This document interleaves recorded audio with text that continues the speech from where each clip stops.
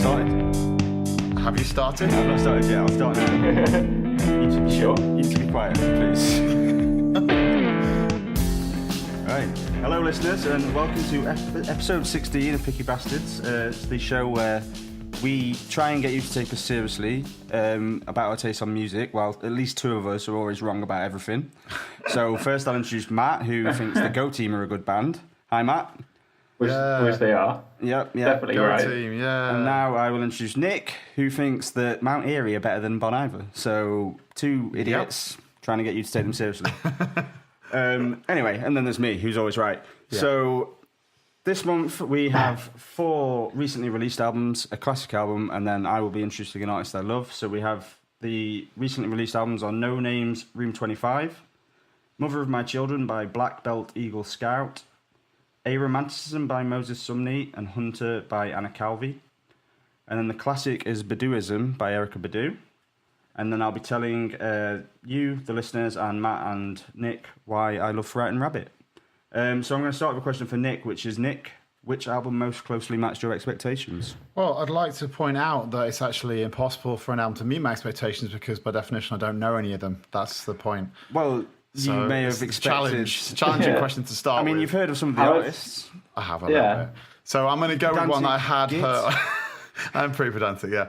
I'm going to go with one of the only ones I'd actually ever heard of before, which is Anna Calvi, to start off with, and say that this album, it kind of it met my expectations to some extent, but it was a little disappointing overall. I think the best work that I've heard is Strange Weather, the EP she did, which had I think only 5 tracks on it, which is absolutely fantastic. I thought really, really into it. It had a great duet with David Byrne of Talking Heads.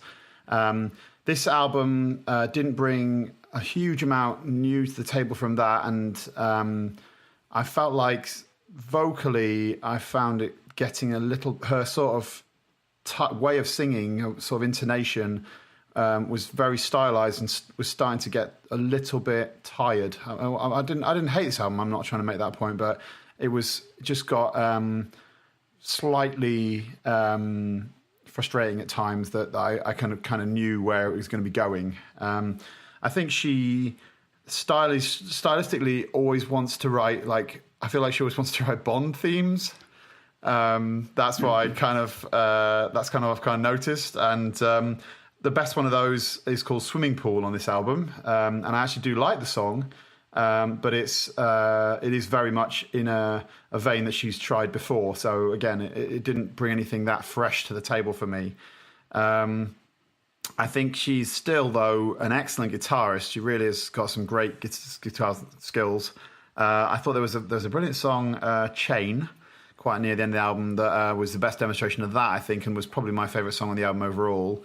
It was a little bit darker and a little bit more of a surprise, the direction it went in, compared to some of the other ones that, as I say, were, again, it's a bit harsh to say predictable, but there was a style to them that I sort of felt I was comfortable with already, and I wanted something a little bit new. So yeah, that's where I'd go with that. What do you two think? Well, I was gonna get Matt to jump in second, but as you said something that really closely matches what I'm going to say, kind of closely. Go for it. My second point I was going to make is that this sounds like a collection of rejected James Bond themes to me. I mean, Anna Calvi's been on my list of artists I wanted to check out for quite a long time. I'd never actually listened to anything. You never heard anything before this, though? I've heard of her a lot, but I've never listened to anything. And now that I have, I kind of wish I hadn't bothered. It was, proper just James Bond, full-on dramatic. I think the opening track, As a Man, was probably the worst culprit for me. Yeah, I wasn't keen on that song, really. It wasn't a great start to the album, You're going to like this, Nick. It reminded me a lot of the Perfume Genius album, in that it was just over-the-top, overblown nonsense that acted as if it had some depth when it didn't. Interestingly then, and just as a little bit of a retort, I actually thought it sounded a little bit like St. Vincent in style, and that's one that I wasn't that keen on. So, but I didn't hate it as much as... I think it's better than St. Vincent's album. Oh my God, no! But no, I didn't. I didn't love it. No, it's not better than St. Vincent. I just want to add one more thing I want to say about it. Really, is there's a song called "Indies or Paradise," where I'm pretty certain she's saying "I want us in the air in paradise" as the chorus, but I don't know if anyone else. All I could hear was "I want horse in the air in paradise" for the entire song, and I couldn't get past that And there's nothing at all. What? What's the problem? Yeah, that's paradise for some. If that is what she's saying, it's a pretty odd lyric, but Yeah, interesting, it made it yeah. the most enjoyable song because it made me laugh. So I mean, that was my highlight of this album. Wow. That's very high praise. Yeah, Brilliant. Matt? Matt, what do you reckon? Save it. So I liked it, I think, a bit more than Fran does. I'd never heard of her, which I'm would you not? surprised because no. She's been a Mercury nominee twice, I think, and quite a a judge big once name, or I twice think. as well. yeah. Yeah. I was reading that and I was just like, how has she missed me by? But I kind of liked how punchy she is, how everything's kind of dramatic. I also So he likes the drama. because I'm not tired of it by this point because it was all fresh to me. Yeah. I did write down. Sometimes it gets a bit too Bondy. Oh, really? I thought you were gonna Yeah. just tell me I was wrong about that. But, yeah. Yeah, so did I. Especially like swimming pool, and I think the chain also touches on that. Oh, really? So I think some of the lyrics about like the way she's talking about gender stereotypes is quite fun and playful, and I do like how like she's got like a quite big voice, and then she has the kind of big guitars that kind of combat that, and I think a lot of the time that works. But I think for me it ends up being an album that I like and I don't love, and I'm not sure how often I'll come back to it. Okay. I would say, I can see what you're saying, but I would say Try Strange Weather, the EP, is significantly better than this, I would say. And don't listen to whatever Fran's about to say right now. Anything he says, whatever comes out of his mouth, don't listen to it. Well, I'm going to say something. Have you finished, Matt, though? Because, I'm not as rude as Nick, so I won't fully interrupt you. Yeah. Well, I wanted to pick up on what you said about the not really. gender stereotype thing, because I think that was, there's a lot of good music focusing on that sort of theme at the minute, and I think I wanted to like it for that reason, but then I think it's not doing it anywhere near as well as a lot of other albums have, like the Erykah Hackman that we did on a previous podcast, I think before your time, Matt, but that was superb at sort of picking up on that theme, and I think Anna Calvi just did it in a very, like the "Don't Beat the Girl Out of My Boy" song. I mean, the title, you've just given us the whole message of your song in 3 words. That's one of those moments I thought of the St. Vincent stuff, actually. Honestly. Right. Well, it sounds nothing like St. Vincent. Okay. I thought it was thematically someone trying with a to guitar. cover some of the same ground. You're a big St. Vincent fan, aren't you, Matt? What do you think to that comment? Yeah. I prefer St. Vincent a lot. I think she's much more musically inventive. She doesn't write you wouldn't get an songs, entire either. album that sounds. Yeah, that's exactly what I was going to say. You wouldn't get an entire album where like you're aiming for Bond the entire time, and she seems to change a lot each album, and so it sounds like Anna doesn't. So that's where I draw that line. Yeah, no, I mean that's fair enough. But it doesn't matter. Yeah, I'm not even going to argue the point anymore. I personally think St. Vincent and Anna Calvi have got some comparable themes they're trying to argue across this album, and they're both doing it with sort of somewhat attempts to be experimental in their songwriting style. And I don't think either one does a brilliant job of it, in my opinion. But that's just me. I mean, St. Vincent is headlining festivals all over the world, album of the year in loads of publications last year, and Anna Calvi is writing second-rate Bond theme songs. So she had 2 Mercury nominations. That's not nothing. Yeah. Let's listen to them another time. Pretty good. Yes. Right, let's move on. Then move on. Matt, which album was the most surprising to you? And okay, I know that we didn't know them all, but you can still be surprised, or your expectations still be met because you don't know it. So just tell me. Just tell him. Just get over it. Just tell me, Matt. I'd also written. I had no idea about half these artists, so inspired questioning. Moses Sumney is what I'm going for. That's because I thought it was a different. You thought it was by Moses from the Bible. But no, there's another cover that looks very similar, which I'd heard a couple of tracks from, and so I thought these insightful answers from YouTube today, guys. Indie electro. That is when I realized what it was, I realized I'd listened to Doomed before. Oh yeah, right. Which I think is a really interesting track. It builds in a really cool way. It has these synths. It adds this kind of warmth to his quite cold delivery. And then when I listened to the rest of the album, I found it was mostly just cold delivery and not much warmth to it at all.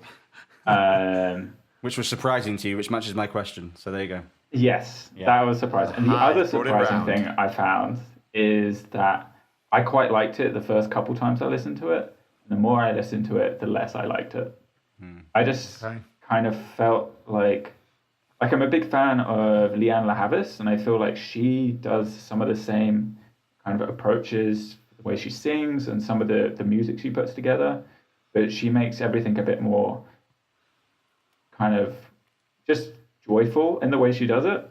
And that is a artistic choice, whether you're going to be completely depressing or completely uplifting in your music. But for me, this just really just felt like he wanted to be in a room by himself, away from everyone. Yeah. And I guess that's like summed up by the album title, right? Abe romanticism is just, he doesn't want anything or anyone and doesn't see the need for people or joy. Yeah. Love it. Yeah, I mean, this was definitely my hurt. Doomed followed by Indulge Me, so it does kind of Lonely World. Although he does want to make out in his car at one point. That's one of the tracks, yes. So yeah, maybe that's with himself. Yeah. But he's got no head on the album cover, so that'd be difficult. All right, can we just move on? Jesus. Nick. Yeah. All right, so I'm totally in agreement. No, I'm not at all. You're so wrong. You're so wrong. This is the best album of the five. Sorry, not including the Why I Love playlist we'll get to later. I thought this is an album that grew on me enormously. So I had the complete reverse reaction. My initial reaction was it was a little bit too passive and quiet to really get into and get really invested in. But I've been listening to it more and more lately, and I think it's absolutely exquisitely beautiful piece of recording. His vocals are obviously crazily complicated. He has a ridiculous skill set vocally. I love Doomed, actually. I thought that was really that was the best song on this playlist. Again, not including the Why I Love of the other five albums. The orchestration works really, really well with his voice as well. I thought that was really great. You know, the way it kind of put the two pulled together and intertwined and laid over each other and stuff. But yeah, I think it was something that was kind of snuck up on me a little bit because, as I say, when I first heard it, I thought this is just so delicate that there's nothing there. But actually, I think with some sort of calm time sat with it, it's kind of really become quite something that's quite affecting, actually. So yeah, I absolutely loved it. I thought it was great. Yeah, pretty short summary, but yeah. Okay. Well, I spent the entire month waiting for this to grow on me because I kind of thought it might, but it didn't. And I think the final song, which is called Self-Help Tape, is it? I think that kind of summed up my problem with the whole piece. It's just really floaty, and he just kind of makes whooping noises for the entire song and never actually says anything. And I don't think I would have noticed. That's some very complex lyrics on this, actually. I don't think I would have. No, I mean, just the last song is that he doesn't actually have any lyrics. It's got some really complicated concepts. You're not letting me finish my point. I generally don't like you to finish your point. I wouldn't have noticed if he just whooped over the rest of the album because it all washed over me so much. Right. There's only one song that didn't really... Oh, no, I will say one thing, though. Is like what you said about his vocals, you're 100% right. Like, he's incredibly talented vocalist, but it just isn't put to the right music for me. There was one song that I really liked at first, and I was really enjoying. Quarrel, it's called. Yep. I was really into that song. And then I realised it really reminded me of something. And then I listened to Tinker Tailor Soldier Sailor by Radiohead and realised it's the exact same melody. It's the exact same tune. I've got to put that. I've got to think that through. I've just got to think that through. You'll need to listen to the. We're not going to sit and listen while you think it through because it's a podcast and that'll get really boring. Fair enough. But listen to the two together after we get off. And just give me 10 seconds of total silence to listen. No, I'm joking. Go ahead. Yeah. No, I'm silent now. But yeah, they're almost identical. So yeah, I enjoyed that for a bit until I found out it was a Radiohead ripoff, and obviously he's going to get sued at some point because Radiohead do that all the time. So he will get sued. And then I had a massive, massive problem with the song Make Out in My Car. Is he a 17-year-old boy? It sounded like Maybe it's a song about when he was a 17-year-old boy. it sounded like it was written by Justin Bieber's little brother or something to me. It was just That is awful. worse than Enya related to Bon Iver. To say that Wow. this is Justin Bieber related. Come on. Honestly, just that one song. Come on. It's so weird. It's creepy. It's to the point where I'm just like, he creeps me out. I don't want to make love to you. I just want to make out in my car. It's like, what, you're like a man in your 30s or something, like just. It could be a story about his younger in his life for all we It's know. creepy. It's creepy. Okay, fair enough. Yeah. Do you think it's creepy as well? I You just I make a don't weird know. noise.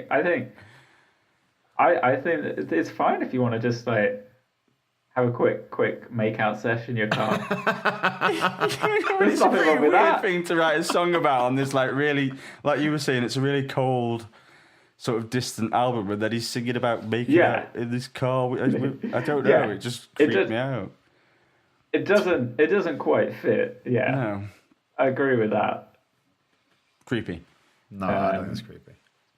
Right. Yeah. Okay. Well, You were right, Fran. You were right. I was right. Thank you. So obviously, right, we've had Nick's favourite.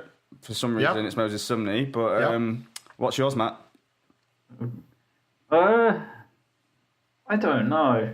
Wow. I think Fascinating response. I'm probably You're on gonna it, say I like everything moved around for me quite a lot during the time, and I think what's really been coming up has been NoName.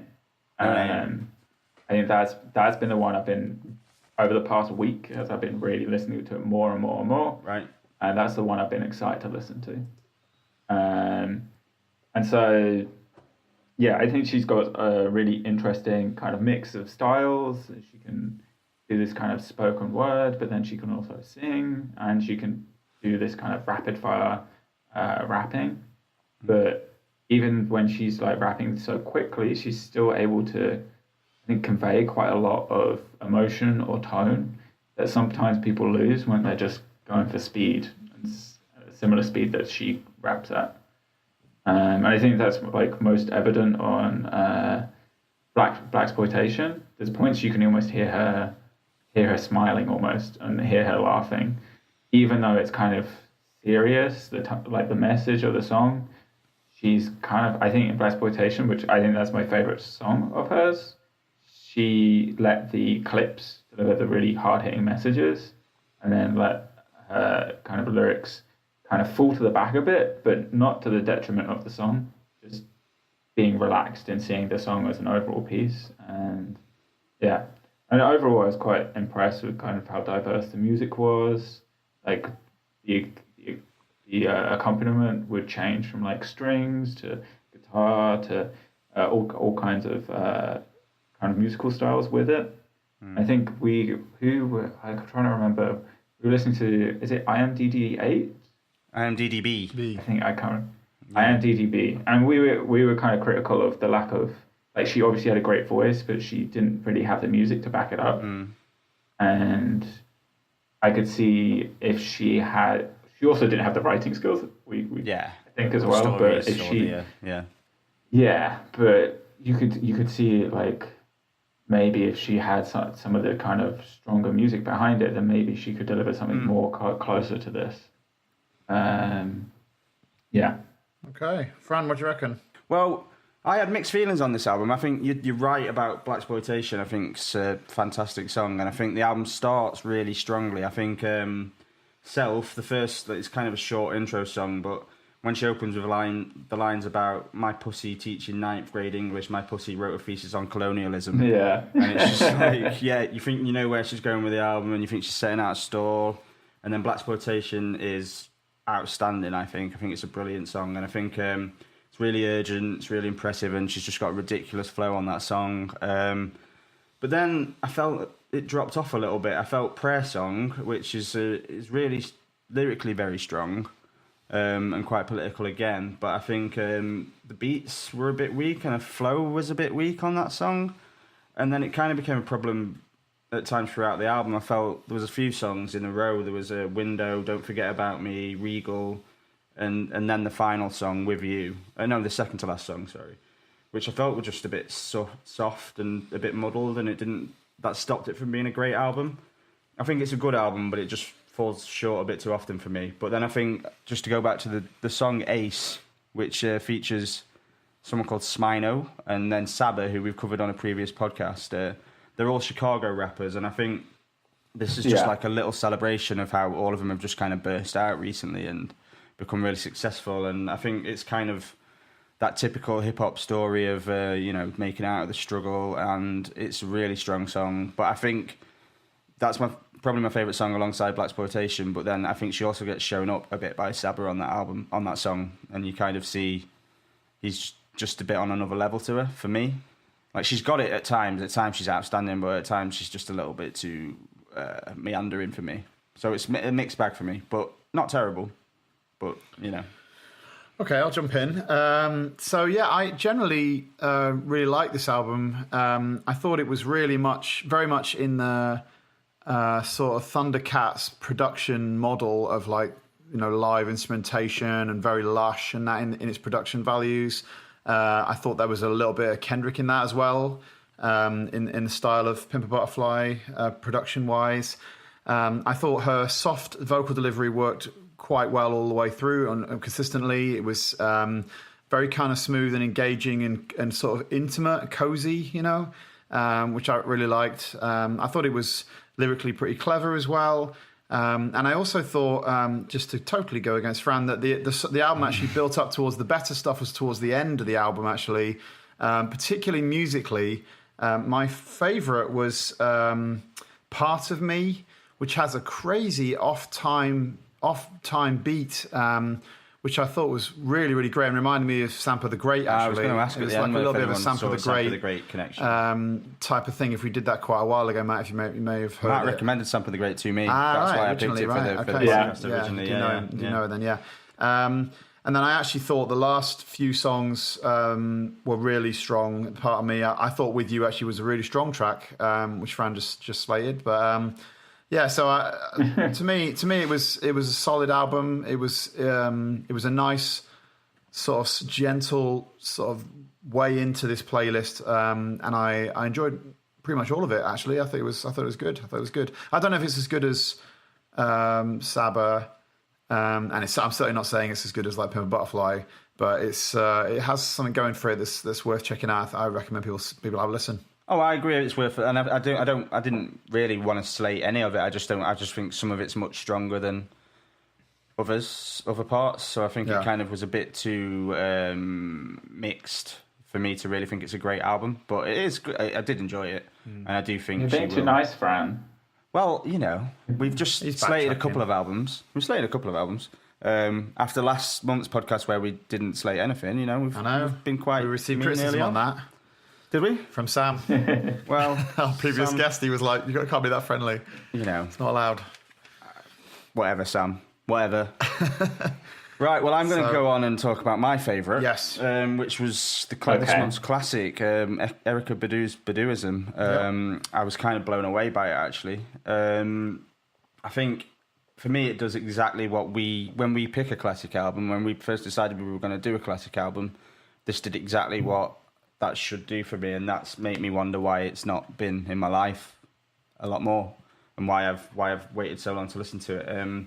I've heard it compared to the Miseducation of Lauryn Hill, and I think it does belong in that realm. I mean, Miseducation of Lauryn Hill is obviously like phenomenal and one of my favourite albums, but I think this is in that sort of realm, definitely. And actually, we've just talked about NoName, and I think it was quite interesting to them both being on the same podcast, because I think you can see that sort of Erykah Badu and Lauryn Hill sort of thing that's lasted for ages. I think with people trying to, just not trying to copy them, but they're massively influenced by them. And I think the way that Erykah Badu mixes her genres was kind of echoed in NoName. And maybe NoName will get better and get towards this level. But I think I enjoyed pretty much every song on the album, but there was a few real standouts. I think On and On is amazing, Apple Tree's amazing, certainly Four Leaf Clover. And then for me, Next Lifetime was the absolute standout of this entire playlist, other than the Why I Love at the end. Like, two words I'd use to describe this are delicate and smooth, which usually would be words I would hate and I would be using as an insult, but I'm not in this case. I think, it is such a smooth album, but she's just I don't know, she nails it all the way through. It's just really consistent, top class album, and I think it does deserve to be considered a classic, definitely. I thought it was really interesting as we're getting more through this list of these first 5, not including the Why I Love, that how consistent some of the tonal stuff was across these 5 albums. I felt like this was a really smooth playlist, you know. Yeah. And this album was very much in keeping with that. And absolutely agree about this connection to NoName and obviously 1,000 other people. It was very, very easy to see why Erykah Badu is kind of influential and made a lot of waves across a lot of different musicians, or even a lot of time later. So decades later, really, isn't it? A couple of decades now. I think it's. God, I don't know exactly when it is. 90s, Yeah, 21 years. 21 years. Okay, he's the expert. Yeah. Half your life, Nick. Yes. I got my age joke in every podcast, man. Yeah, it's very important you get that down. It was really manifest how influential the album was. I thought it was well produced, executed well. I don't know that I was really moved by it that much. It seemed unlike Miseducation, Lauryn Hill. It seemed to be more dated somehow. It seemed to not be as fresh as that, and I just felt like it was very much of that period. Although I could see the stylistic ways in which people, as I said, have adopted her style. It didn't feel to me like I was. It looked like I was looking down a sort of time machine back 20 plus years to hear this album. So to be honest with you, although it was fine, I can sort of respect what it did.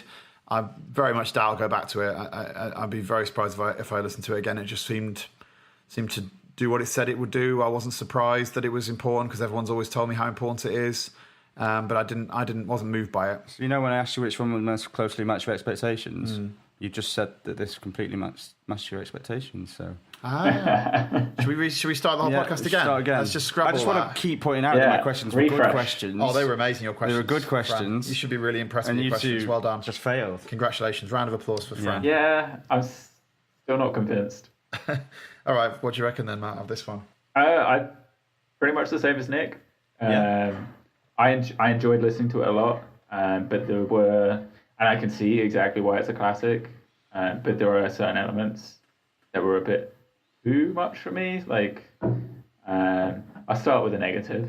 The more kind of slow jam songs for me just really were the ones that stuck out as being of a different era. Like, they just seemed slightly overwrought in the specific style they were in, like Next Lifetime.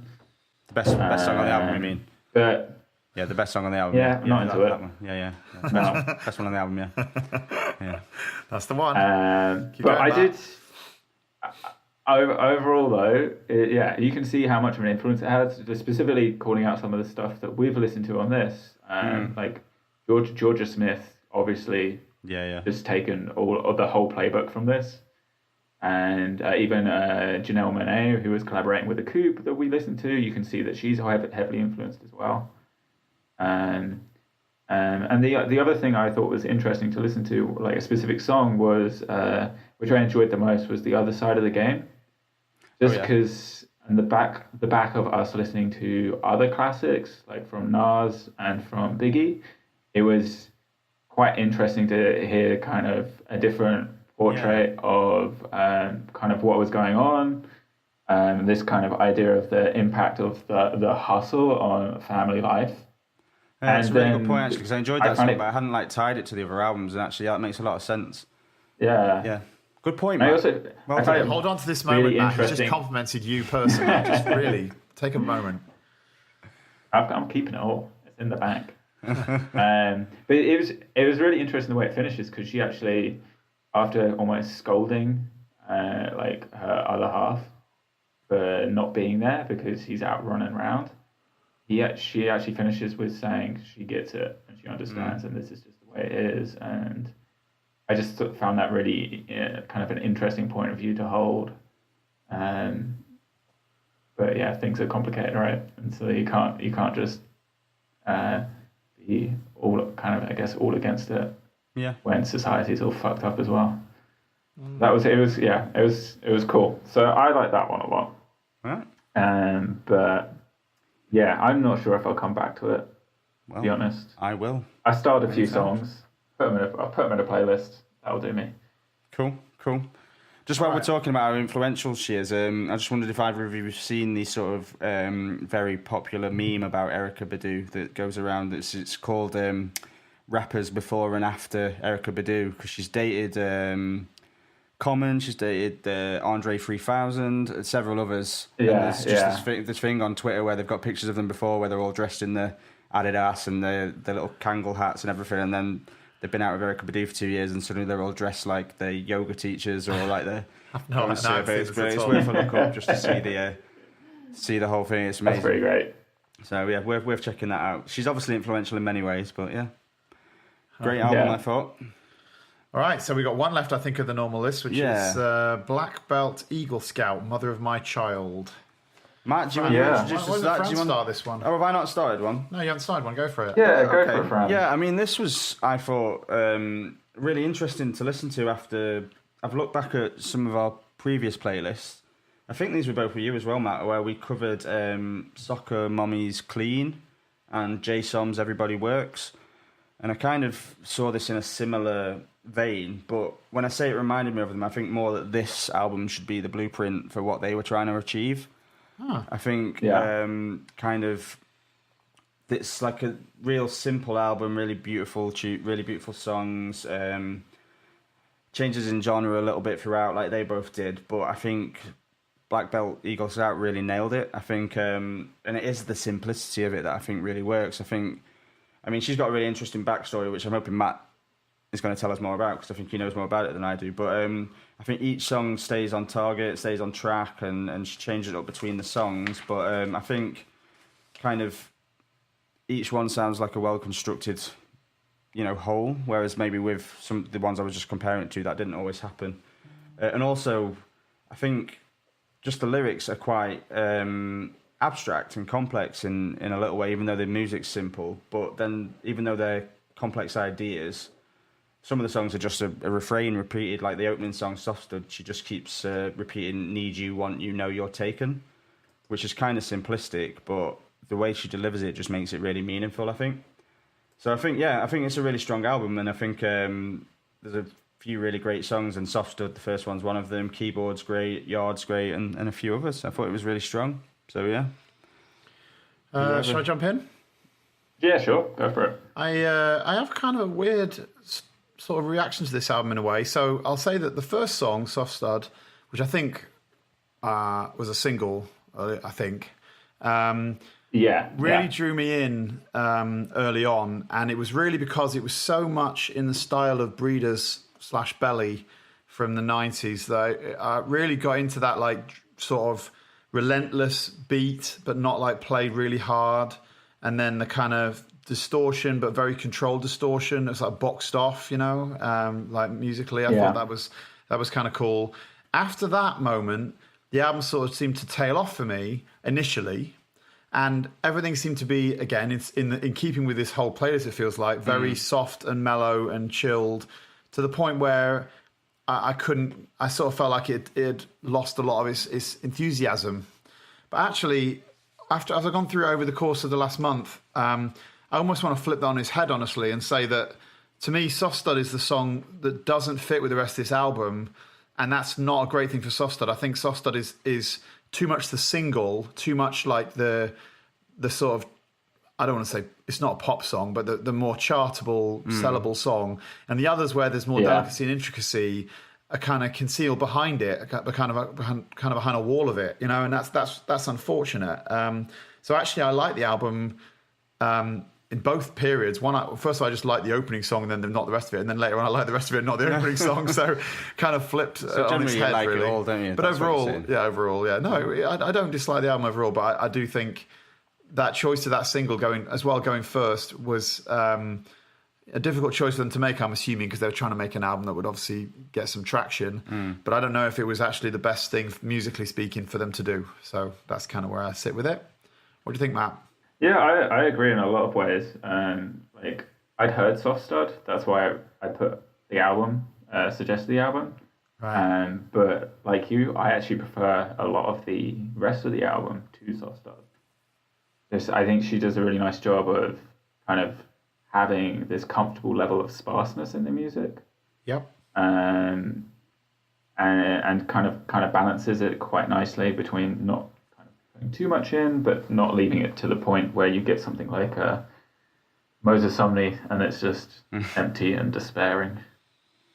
And actually, I got quite a Yeah Yeah Yeahs vibe from it, like maybe second album Yeah Yeah Yeahs, Okay. Golden Lion. Cool. Really ballady end of the way scale she for was- Yeah Yeahs, but I see what you're saying roughly. Yeah. You two will have to debate that Yeah. yourself because I don't know it. But Okay. And yeah, I was just also like, there's nothing really groundbreaking about it, but I'd compare it to something like maybe Julian Baker, and she's doing very well at the moment. So I can imagine like see this maybe picking up. This style of music is kind of out there, and a lot of people are really into it. But for me, it's like a like as opposed to a love, like most of these albums, to be honest. I mean, I think it's an outstanding album. I really do think it's an outstanding album, to be honest. I think you two are both underplaying this album. I think it's really, really strong. I like it a lot. I think I'm only talking about some intricacies of the way they put it together, but I don't dislike it. Yeah. I wouldn't say outstanding. Most of It's one of something's the outstanding. No. Yeah. I think this is maybe the most likely that I'll come back to, Yeah. but that doesn't necessarily mean it's outstanding or that I love it. It's not like Idol's good. Yeah, okay. It's just not good. Idol's good. I mean, that's not... Yeah. Yeah. It's hard to make a comparison between this album and Idols, though, wouldn't it, really? In almost any front. Yeah. They're both music. Yeah, that's about where it ends. Yeah, they make sounds with drums and guitars. Yeah. I did like I Don't Have You in My Life. I thought that was one of my favourite songs. And also because if trying to make the album sort of coherent in my own mind, it was slightly more like Soft Stud than the other songs in the album, but still kept that delicacy. So it had a little bit more aggression to it. So yeah, anyway, just wanted to mention that. I thought Keyboard was great, but then I wondered if it was only called Keyboard because it had a keyboard on it. I couldn't quite work out. Yeah. That would be a Keyboard. mark against with it. Well, it's a weird thing to do, isn't it? If Guitar would be the name of a song, and then it's just I think it was a great song. I just got confused by the name. That's just my weird little point. Thank you. Thanks for that very profound comment. If we're all saying our favourite songs, mine's Just Lie Down, because it's got that crazy start where she's like really angry, blaring drums, and then it gives way into something that's a bit more like she's obviously still angry, but it's still quite poised. Yeah. And I agree with your like the lyrics. What you were talking about with the lyrics, they're all quite simple, but it's abstract enough that it can apply to. You can read it and apply it to whatever situation you're in. Do you know much about her story then, Matt? Because I thought I thought maybe you did because you chose her. Well, I know she's Native American. I know she's been lived on a reservation and been like kicked around a little bit, and she's been a victim of gentrification. She's lived in Portland, I think, and so she's had to move because of the way the economy is these days. But beyond, I know I think she wrote this when she was having a lot of bad things happen. Yeah, well, this is what I was. Because it was kind of all she'd lost a partner, hadn't she? Her partner had died, and then she'd moved, like you said. She'd had to move all of a sudden, and all the three things happened in the space of. I can't remember what all three incidents were, but they all happened within the space of like 6 months. I think that's where this came from. So I think it was also when the pipeline was going to be built, which might I don't know where that is, but it's going to be built over an Indian reservation, and then some of the sacred lands.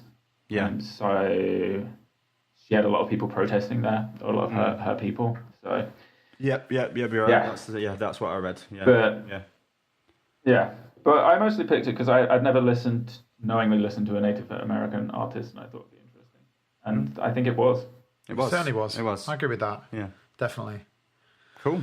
All right, so we've gone through our 5. So was this playlist, how does it stand compared to other playlists? I know last time we had a lot of very positive things to say, so maybe it's not at that level. Well, it's weird because the way we've done, it's worked out with recording. We've actually recorded these with like 2 weeks in between them, so in the shadow of the last playlist, it doesn't really stand up, does it? But I think it's a really interesting playlist, actually. I think, Yeah. you know, a lot of the albums, I'm not, you know, even Moses Sumney I did find interesting. The only one I didn't find interesting was Anna Calvi.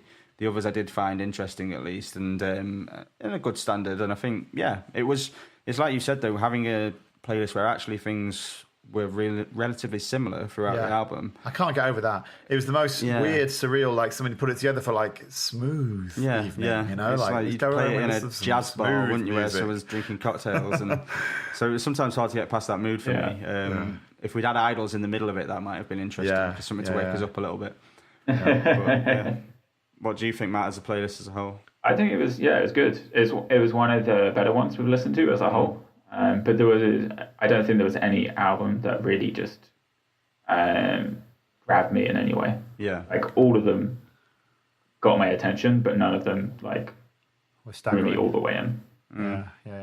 Yeah. Okay, so let's move on to the Why I Love. Fran, you're going to introduce Frightened Rabbit. Frightened Rabbit. So, a little warning first, people. If you tune in usually for a bit of witty old man banter and to hear us abuse each other, it might get a little bit deeper for a few minutes. And that's because it's impossible, really, for me to talk about Frightened Rabbit without mentioning the devastating circumstances that the band find themselves in this year. I don't want to go on about it for too long, but I think it's important to mention it. So Scott Hutchinson, the singer, songwriter, and like the fulcrum of the band, really, sent out 2 tweets on the 8th of May this year. The first said, "Be so good to everyone you love. It's not a given. I'm so annoyed that it's not. I didn't live by that standard and it kills me. Please hug your loved ones." The second one said, "I'm away now, thanks." He was reported missing on the 9th and his body was found on the 10th. So, I mean, I spent that day in bed in tears, and I know a lot of other people did too. One of the saddest things about that for me was that 10 years before that, they'd released a song called Floating in the Fourth, which is on the Midnight Organ Fight. And that saw Scott sort of fantasize about ending his life in the way that he eventually did. And for me, that just showed how long those thoughts had been in his head, and that just felt really, really tragic. But that's all I'm going to stick to for talking about the actual really depressing side of it, because before that happened, that song actually felt like a really hopeful song to me. It was a song about sort of leaving your darkest moments behind, and there's a line, well, throughout the song, at first he says, "I think I'll save suicide for another day," and then it's, "I think I'll save suicide for another year," and it's kind of him talking himself out of his depression, I think, and I think that felt really hopeful. And Frightened Rabbit really are a really hopeful band. You know, Scott wore his mental health struggles on his sleeve, and I always really admired that. A lot of his songs were about getting through those struggles and moving on. And that's what made me fall in love with this band, and with Scott in particular.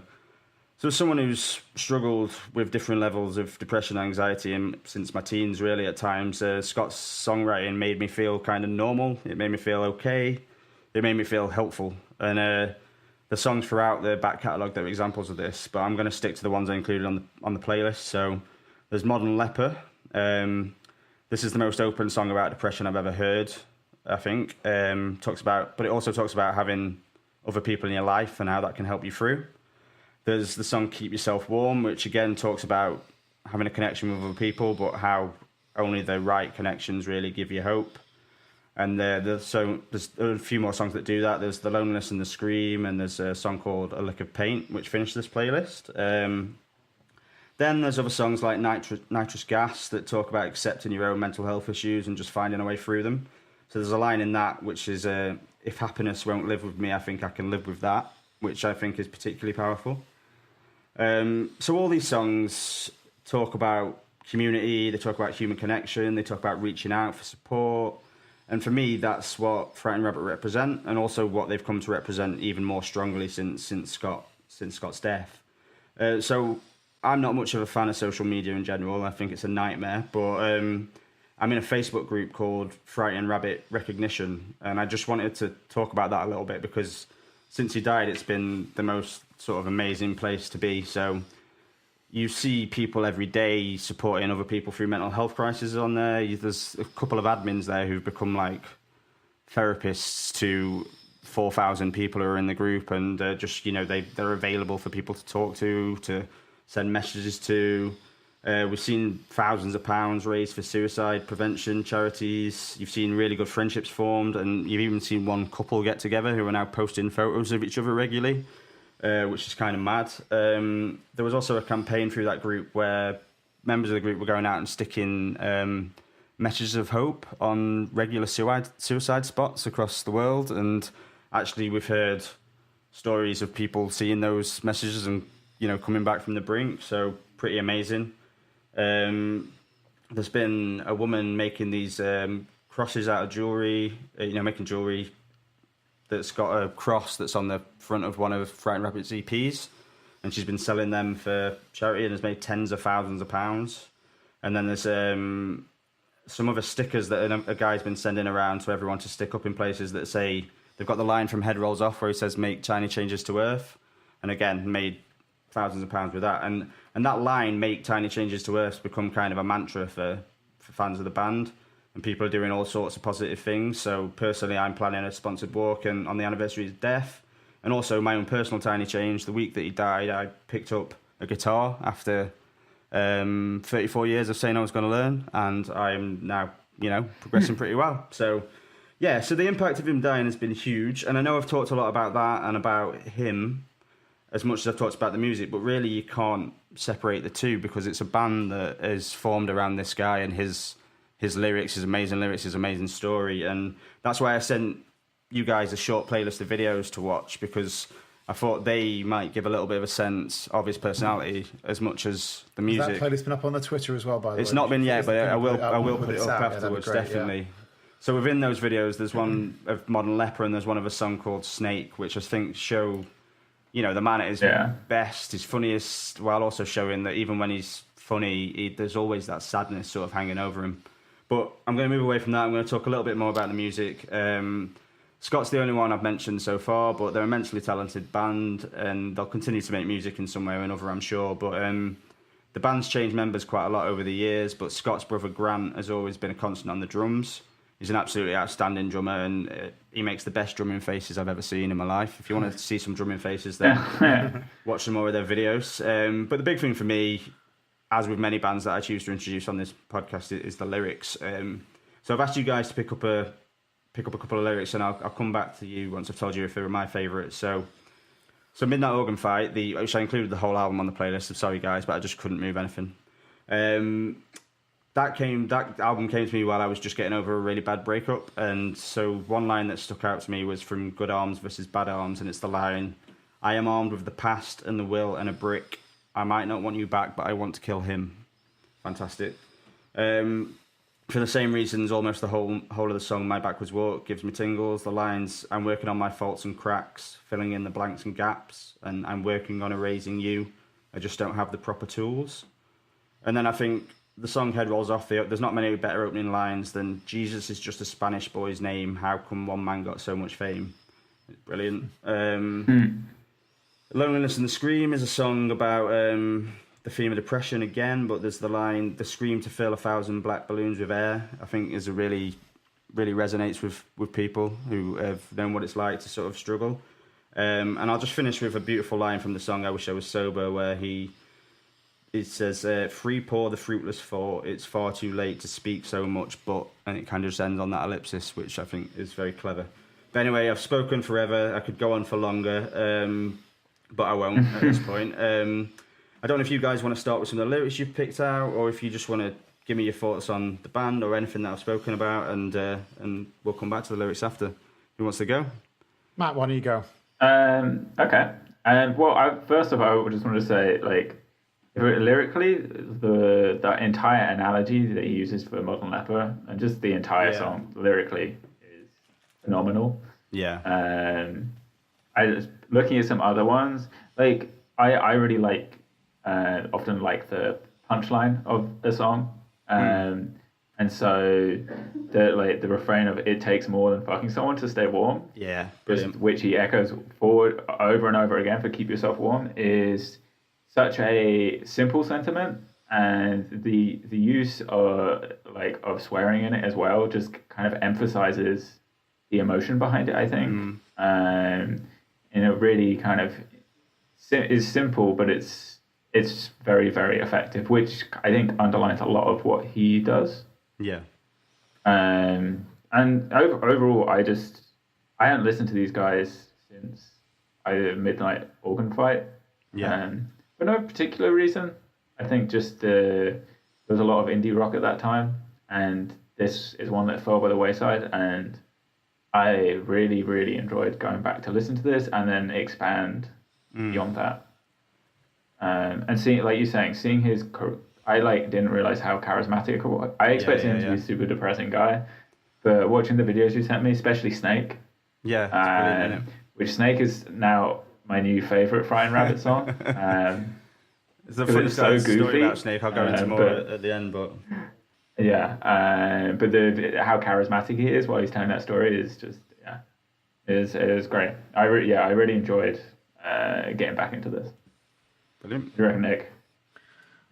So I think I'm very, very pleased that I got to get into this in general, and I'm very, very pleased, which is why I asked about it, that Fran put the YouTube videos together as well to see, because they gave me a sense of the performative nature of this kind of music and the effect it was having on people around him.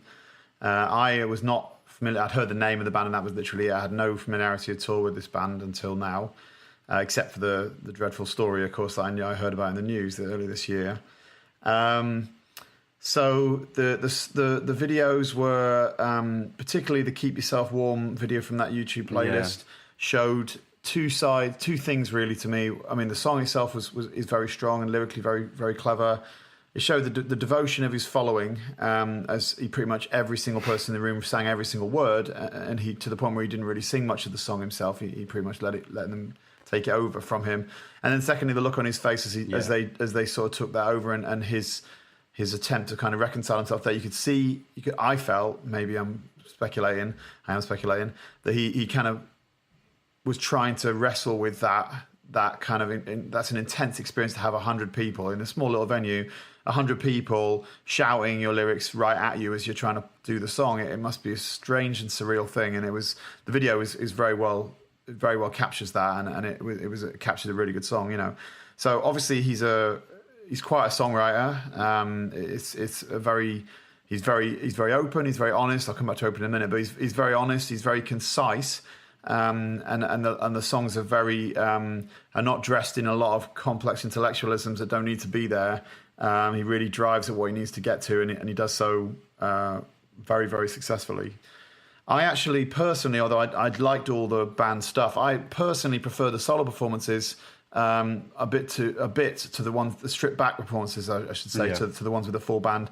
Nothing against any of the band members, but when it's that intimate an experience of listening to him talk about these stories with such sort of openness, I feel like it was hard to listen to anybody else in that conversation but me in my head, you know, listening to him coming to me, as it were. So that was kind of just a preference, really. In terms of lyrics, I really struggled with this because there's a lot of lyrics that were really good, but I actually wanted to go with one that's, I'm afraid, is quite harrowing, but I think it's necessary to be open about it as he was open about it, you know. So there's one from Flowing on the Fourth. The door shutter was vacuum packed, shrimp wrapped out of air, and the spine collapsed and the eyes roll back and to stare at my starving brain. And it's a totally viciously harrowing image that he draws, but one that he's forcing me, as I was listening, to confront that idea, and therefore I felt like I didn't want to sort of, not to go to saying against either of your quotes, but I don't want to go against the weight of what he was trying to push. You know, I wanted to go with something, you know. So to me, that was one that leapt out of me as just something like, wow, he's willing to go there, he's willing to say this, and that's incredibly bold, incredibly courageous. So yeah, and it's such and the actual lyric is such a sort of amazing overlay of like something mundane and something very visceral. The air, the door, and then his own air as in his lungs, you know. So anyway, it's a great piece of writing, and it's an incredible, bold, brave thing for him to have done. Yeah. So yeah, I was very moved.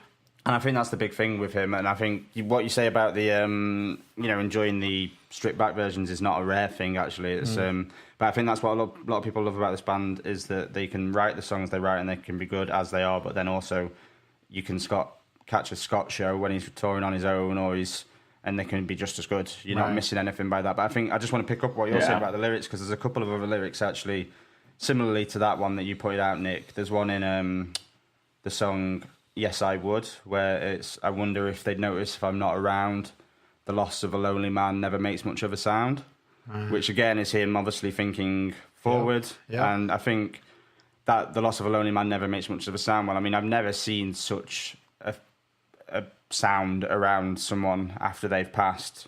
Yeah. And I think it just kind of shows the sadness of such a intelligent, witty person writing such open stuff, but actually not in the end being able to pull himself back from it himself. Yeah. So yeah, it's sad, but I think it's what's really amazing for me is to see the reaction that has happened and that people are actually holding on to it and keeping the music alive and actually recognising the happy side of it. And that's why I'm going to try and end by talking about Snake because this is Snake is kind of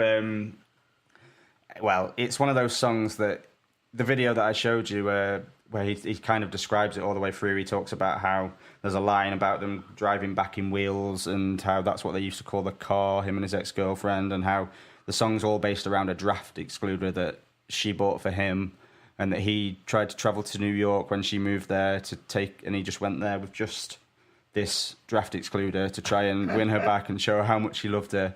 And then that song became like a cult song for Frightened Rabbit fans, like a Creep for Radiohead or any of that kind of thing, to the point where for a long time he wouldn't play it, and you'd get every time you went to a Frightened Rabbit gig, you would have people screaming out Snake in between every song, and eventually that video, which unfortunately doesn't have the start bit on, and I couldn't find it with the start bit, is him just saying, do you know what, fuck it. And he just launches into Snake, which is, it's a silly song in a lot of ways, but it kind of sums him up for me. It's the side of him that I think people should remember. It's the happy, funny, kind of really lovable guy who he said in an interview just 2 weeks before he died that he has 6 out of 7 good days and 1 bad day. And I think those 6 out of 7 should be the ones we sort of stick to. And I see what you've done when you say that, but I will say you really threw me through a loop with putting Snake at the start of this playlist. Yeah. It really was difficult to get traction on what on earth was going on until I got through Modern Leper, and then I sort of had a better sense of what the grounded person was. And I thought that would be the case because it's so out there and it's not the same as any. I mean, Sing the Grey's the first album that's off is not, and I think this is a common thought, is not anywhere near as good as any of the rest of the albums. It has some highlights. Right. But Snake, I couldn't make as a massive Frightened Rabbit fan, I couldn't make a Frightened Rabbit playlist without putting Snake on. Yeah. And I was trying to do it chronologically, so it kind of had to go there. But it's an anomaly. But I hope once you've seen the video, that kind of explained it a bit more to you. And absolutely. Cool. All right. Wow. Well, brilliant. I mean, thank you for letting me talk about them because it's been a big thing for me this year, and it's a big thing to talk about them. So thank you for sharing it. Yeah, good stuff. All right, we're at the end. We're going to talk about the next one. Let's go to the next one. The next one's a bit of a twist and turn again, isn't it? We've got another guest coming on. We'll be having a guest next time. So why don't you two tell us what you'll be? So I'm going to just make just one pick. I'm picking Julia Holter's Aviary. Matt. Okay, and I have Jerry Papers, Like a Baby. Like a baby. Like a baby. I love how you delivered that. It took like 10 minutes to say it, and then just said it really creepily. Anyway, and then we've got a guest next time. It's one of my friends, a guy named Mike Hull. He's got the most impressive record collection I remember seeing, so I invited him on. So I've chosen... His record collection is ridiculous. It is ridiculous. I will say, yes, absolutely. So I've chosen Tom York's Suspiria, which is a soundtrack to the horror film, and then we've let Mike make the other 3 choices. So he has chosen as his recent release, Me Without You, and the album's called Untitled. Next month's classic will be Reminder by Feist, and then Mike will be telling us why he loves Tago Mago by Can, which is apparently from 1971. So wow, there you go. I've heard of it at all. None of us have heard of it. Have you heard of it, Matt? Nope. No. So I think I'm excited. We've got something to look forward to there. Very strange. Sounds cool. Brilliant. Looking forward to it. Nice. All right then. Right. Thanks to everyone then. See you next time. See you next time. Bye.